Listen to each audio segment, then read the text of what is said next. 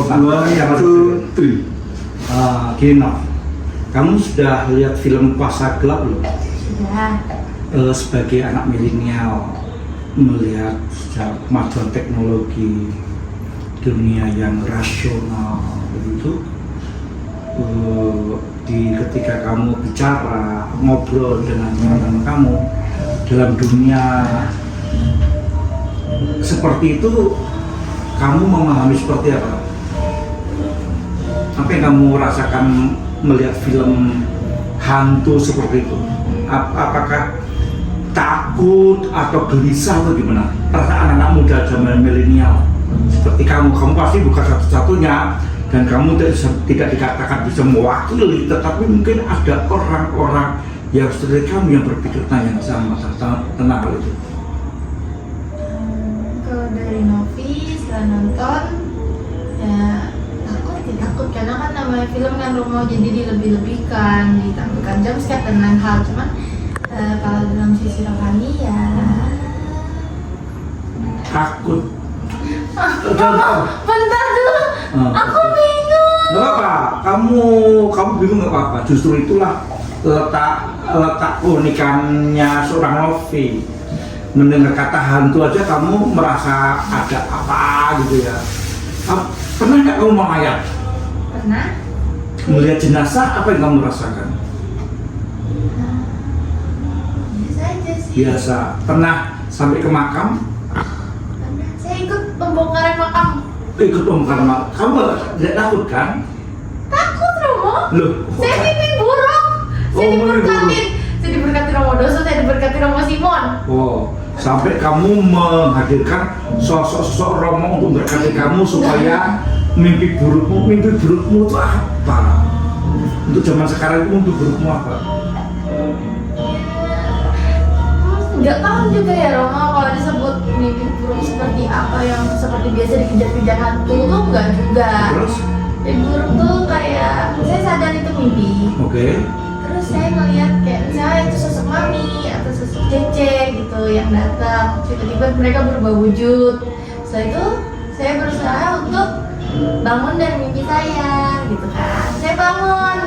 Nah ternyata saya udah bangun. Tapi ternyata pas saya samperin lagi mami atau cece itu masih dalam mimpi dan mereka berubah wujud lagi dan seterusnya sampai saya Artinya bahwa orang-orang yang telah hadir dalam hidup kamu yang sudah menghadap Tuhan itu muncul dalam mimpi kamu.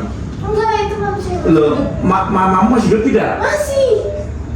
Kayak cecemu? Loh, karena kamu mamamu pikir kenapa mimpi buruk? Ya nggak tahu. Saya kira udah wafat loh, Bapak tuh udah masih hidup kok mimpi buruk. Gimana sih kamu menaf? Ya nggak tahu Romo, kan namanya mimpi bunga Enggak gitu loh. tidur. Lah iya, kan mimpimu itu ketemu mamamu juga masih hidup. Mimpimu temu cecemu, kakakmu itu juga masih. Kenapa mimpi buruk? Mimpi buruk itu adalah kamu di PHP, Nov, besok nikah, ternyata nggak jadi, itu namanya mimpi buruk. Gimana sih kamu ini? Itu kan mimpi buruk karena kan wujud mama yang aslinya wajah mami tiba-tiba berubah jadi menyeramkan kayak gitu Romo. Oh, jadi wajah mamimu dalam mimpimu itu berubah menyeramkan. Iya, cece. Pertanyaannya adalah kamu memang kamu sayang nggak sih sama mamamu? Sayang. Ya, pasti kamu nggak pernah ngasih hadiah mamimu kalau ulang tahun. Kasih Romo. Iya kan? Nah, doa untuk mamimu nggak? Benar. Doanya apa coba? Banyak ya, kesehatan, yang paling pasti yang kesehatan, panjang umur, diberikan berkat, perlindungan, ya kan? Kamu tetapi di zaman milenial ini loh, kamu percaya adanya setan nggak sebenarnya? Setan tuh ada tidak? Ada. Ada. Pernah lihat tidak? Itu. Jangan lihat saya. Masa saya setan? Wah, terlalu juga kamu nih. Kalau lihat belum. Belum, oke. Belum percaya ada setan. Percaya. Ya. Makanya dalam gereja Katolik itu diajarkan bagi orang yang tidak percaya adanya setan juga sulit untuk percaya adanya Tuhan. Karena dua-duanya tidak dapat disentuh, tidak dapat dilihat. Ya. Tapi dalam kitab suci bicara bahwa Tuhan pun bicara dengan setan. berdialog dengan setan, ya toh? Ya. Kapan Yesus berdialog dengan setan? Waktu seorang anak kesurupan kalau nggak salah. Waktu seorang anak kesurupan. Iya kan? No. Gimana? Dialog Yesus dengan setan itu ketika Yesus 40 hari puasa. Ya kan nggak tahu. Nah, dia dialog. Setannya membawa dia ke padang pasir. Dia bilang, kalau kamu mau kenyang, rubah batu-batu ini menjadi roh. Dia lawan setan itu.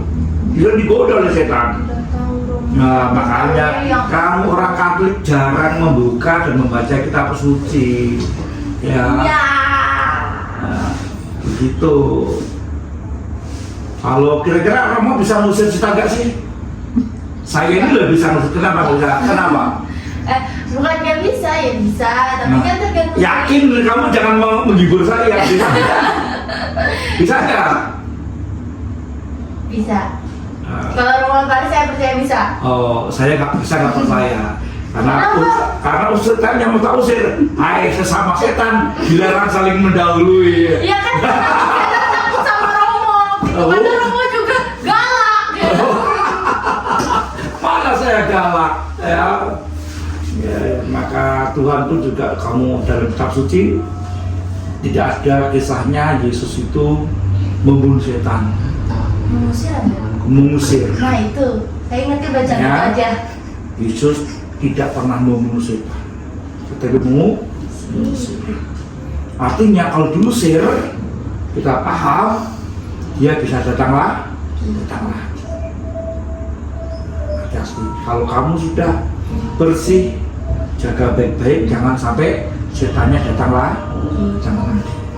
Dengan membawa temannya ya, dalam puasa kan begitu. Sudah diusir, dikiranya udah pergi, ternyata dia pergi, datang lagi bawa temannya. Ternyata yang punya teman itu bukannya manusia yang baik. Setan pun juga punya teman. Kalau kamu merasa bahwa kamu bisa bersahabat dengan teman yang lain, jangan pernah bangga. Seakan-akan orang yang bisa bersahabat itu orang baik. Setan pun bisa bersahabat. Camkan baik-baik itu. Oke? Sip, mantap. Tangannya sudah begitu.